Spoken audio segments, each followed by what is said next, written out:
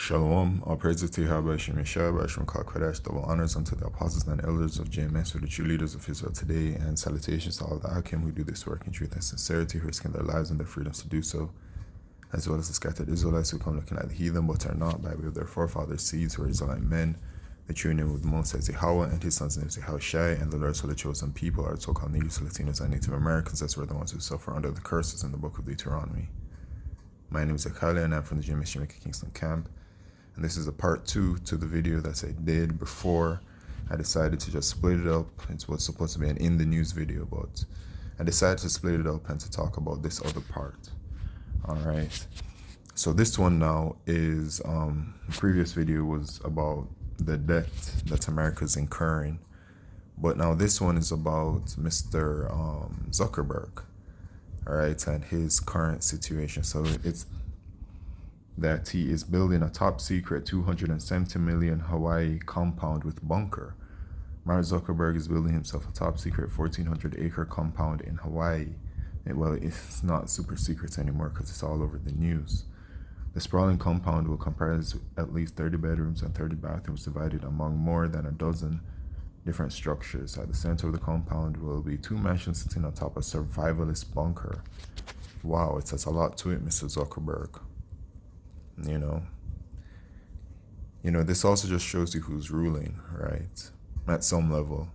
Because, you have some other heathen that are like, they got money like this. Like, Ishmael, so-called Arabs, they got their money over there, And I think Ham, the so-called Africans, they got their own money in some kind of way. And the Moab and Ammon, they have their money too, the Chinese and Japanese. But Esau really is living it up, because this is Esau's kingdom, man. Are they able to do this? They able to live and have slaves and all that kind of stuff because it's their world. The earth is given into the hands of the wicked, right? And in the book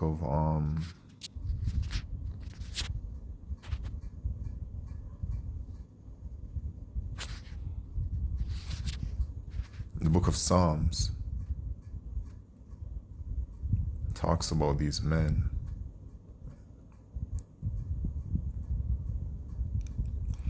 Psalm 73, and let's see. Let's start at verse 3. For I was envious at the foolish when I saw the prosperity of the wicked. The prosperity of the wicked. Prosperity here says the completeness, the soundness, the welfare, and the peace, the health, safety. Yeah, that's what these men, that's their situation right now, these Edomites, because they're in rulership, They're in great health. For there are no bands in their death, but their strength is firm. They are not in trouble as other men, neither are they plagued like other men. Esau don't have the curses upon him right now. I'm talking about all Edomites, okay? You have those up in America, the dominant, you have Edomites, in certain areas predominantly or whatever. And you have in America, you have in Europe, you have in Russia, you have in the state of Israel. These are all Edomites, They are Edomites, yes. And they're not plagued like other men, not truly. No, some people would argue and say, oh, or look at X, Y, and Z situation, but the quiet as it's kept, those situations that you dare even bring up, they brought those situations up themselves. Their wicked ruling class, the elite of their kind, while they're in rulership, they have their hand in all of those kinds of things. All right. Yeah.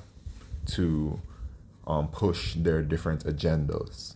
And they don't have any problems with afflicting or destroying even their own people to achieve their purpose. And, saying this to some people would be shocked to hear this, or like be shocked and be like, wow, they'd really like sacrifice their own people for what they believe is their greater purpose. But like for these men that are doing it, they would nod their head and be like, yeah, of course.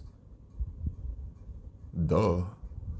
you know, that goes to show you how wicked they are, right? That they're willing to put their own people in very awful situations to just benefit really a very small portion of them, right? That's why if you're an Edomite today and you're suffering in certain kinds of ways, then you're just a two-time loser, because you will suffer now in your own kingdom and you will suffer in the kingdom to come because you're going into slavery. All right? But they are not in trouble as other men, neither are they plagued like other men. They don't have all of the issues that we have because we're under the curses, the Israelites. All right, the Lord's true, holy, chosen people. All right? But yeah, man, they're not in trouble, and he's able to just very simply just put all of this money up in there and just like do what he needs to do, live how he wants to live, have his slaves and all that kind of stuff. All right, which is nice for him, but there's a part in it that's important. At the center of the compound will be two mansions sitting atop a survivalist bunker. Right, so it's the survivalist bunker that we want to zoom in on, right? Because these extremely wealthy Edomites in this world, a lot of them have these survivalist bunkers, right? A lot of them actually, if not the majority, if not every single one of them that have this kind of wealth, that are able to attain this kind of wealth. And in order to attain this kind of wealth, you have to be a part of certain circles, the upper circles of wickedness, to be able to gain this wealth, but to also keep it, right?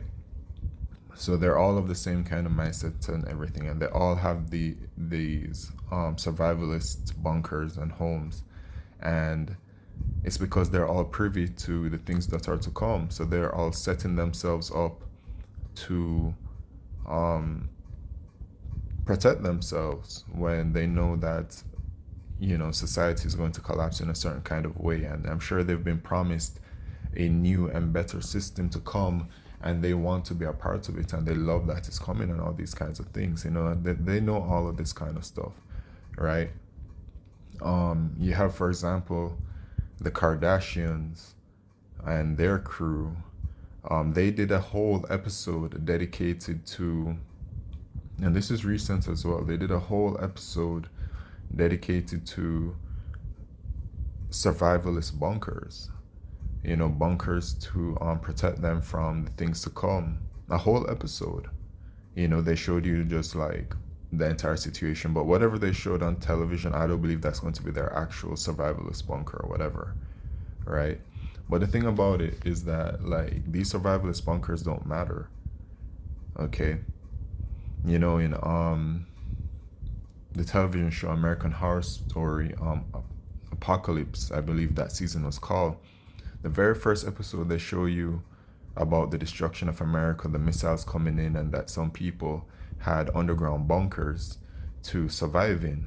So that's what so the wicked elite who are privy to the scriptures and know what's going to happen, they still fool even their own people, such as Mark Zuckerberg and the Kardashians and whoever else, to make them somehow believe that they'll be in a safe spot when certain things happen, but they're not going to be, because destruction is going to be hitting America, and America is going to be utterly obliterated, right? Completely obliterated. Isaiah chapter 34 and verse 4. Let's start there. And all the hosts of heaven shall be dissolved, and the heavens shall be rolled together as a scroll, and all their hosts shall fall down as a leaf falleth off from the vine, and as a falling fig from the fig tree. For my sword shall be bathed in heaven, behold, it shall come down upon Idumea and upon the people of my curse to judgment, right? So the Lord is going to be bringing judgment upon Idumea, who are these Edomites. And the hosts of heaven shall be dissolved, and the heaven shall be rolled together as a scroll, because America is going to be destroyed by a thermonuclear fire. All right, and when you envision or when you Google places that are hit by like a missile, they show you like the mushroom cloud and all of that kind of stuff. This is what it's depicting, right? And America is going to be destroyed. It tells you in Revelation chapter 9 the number of the missiles, 200,000 that will be hitting America. All right, America is going to be completely obliterated, right? And it says in Revelation chapter 6 as well. It says, "And the stars of heaven fell onto the earth, even as a fig tree casteth her untimely figs when she is shaken of a mighty wind. And the heaven departed as a scroll when it is rolled together, and every mountain and island were moved out of their places." Right. And I'm going to jump to, because it mentions the stars of heaven here is talking about the ICBM missiles. In 2 Ezra chapter 15 and verse 40, it says, "The great and mighty cloud shall be puffed up full of wrath, and the star," which is talking about the ICBM missiles, "that they may make all the earth afraid, and them that dwell therein, and they shall pour out every high and eminent place and horrible star, the missiles, fire and hail and flying swords and many waters, that all fields may be full, and all rivers with the abundance of great waters. And they shall break down the cities and walls, mountains and hills, trees of the wood, and grass of the meadows, and their corn. And they shall go steadfastly unto Babylon, and make her afraid," which is talking about a miracle. "They shall come to her and besiege her, the star, the missiles, and all her wrath shall they pour out upon her. Then shall the dust and smoke go up unto the heaven, and all they that be about her shall bewail her." Right, so he's talking about America. America is going to be destroyed by thermonuclear fire. All right, and those missiles are the stars. So back to Revelation chapter 6 and verse 13. "And the stars of heaven fell unto the earth, even as the fig tree casteth her untimely figs when she is shaken of a mighty wind. And the heaven departed as a scroll when it is rolled together, and every mountain and island were moved out of their places. And the kings of the earth, and the great men, and the rich men, and the chief captains, and the mighty men, and every bondman, and every freeman, hid themselves in the dens and in the rocks and of the mountains." Okay. "And said to the mountains and rocks, Fall on us, and hide us from the face of him that sitteth on the throne, and from the wrath of the Lamb." All right. I'll read verse 17. "For the great day of his wrath is come, and who shall be able to stand? None. No one will be able to stand in that day. Unless you're a part of the elected nation of Israel and you are saved out of the destruction, there's no way to escape it. So once you're in America and the destruction hits, you can be up in any bunkers, you can be up in whatever things that you have that you feel will protect you. It is not going to work. America is going to be completely destroyed and obliterated. All right, there's no way to hide from the judgment. Nothing can save you except for the Lord. And if you're already an Edomite, you're through. You're done for. All right. But these men, they're still going to hide in these places. Okay. The wicked elite, they're not going to be up in America when these things are happening. They're going to be in some location that we probably don't know about, that's not on the world map. You know what I'm saying? They're hiding up in that location, their prime location or whatever. And then, you know what's going to happen. They're going to have to be collected up. Because after America's destroyed, the heathen are going straight in slavery. Right? They shall. And so Isaiah chapter 24 and verse 20, "The earth shall reel to and fro like a drunkard." So this is when the missiles are hitting. Envision it. Think about it. The power and impact of the missiles. "Like a drunkard, and shall be removed like a cottage, and the transgression thereof shall be heavy upon it, and shall fall and not rise again. And it shall come to pass in that day that the Lord Yahweh shall punish the hosts of the high ones that are on high, and the kings of the earth upon the earth. And they shall be gathered together." So this is talking about the heathen. "And they shall be gathered together as prisoners are gathered in the pit, and shall be shut up in the prison, and after many days shall they be visited." Right. So the heathen are just going to go straight into slavery after Yahushua delivers the elect of the nation of Israel. All right. So the others that are, as I mentioned, the wicked elite, they're going to be in some undisclosed location that ain't nobody know about. All right. And whichever other heathen that would be hiding and whatever, they're going to be snatched up. The Lord going to snatch them up and put all of them straight up into slavery. And it says they're going to be thrown into the prison and shall be visited after many days. He that leadeth into captivity shall go into captivity. That's the judgment of the Lord. But, this contingency plan, which really is what it is, and some of our people, our own people, fall to this kind of deception. It's not going to save you from the judgment. It says that this It says riches profit not in the day of wrath. Literally, you must have riches to attain this, right? To attain even these bunkers and whatever else. It's not going to save you, man, in the day of wrath.